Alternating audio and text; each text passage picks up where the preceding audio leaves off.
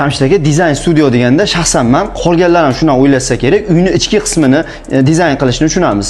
Domstroy dizayn studioda yana qanaqa qulayliklarimiz bor?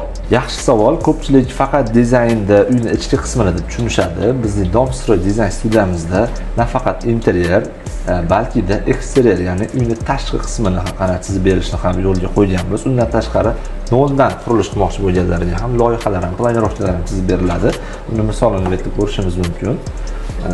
Planirovka deganimiz quruq yeringizda xonalar joylashuvi, ya'ni qurilish qilmoqchi bo'lsangiz, necha xona bo'lishini chizib beriladi va siz tashlaganingizdan keyin undan keyin ko'rinishi, tashqi qismi, ya'ni eksteriyer, fasad qismini ham chizib berish xizmatlari yo'lga qo'yilgan.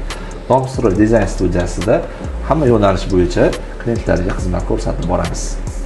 Demak, nafaqat uyni ichki qismiga, balki uyni tashqaridagi buni atachentolarni ham demak o'zlaringiz chizib berasizlar. O'shanga qarab mijoz ma'qul bo'lsa, chiqartirib bera olasizlar.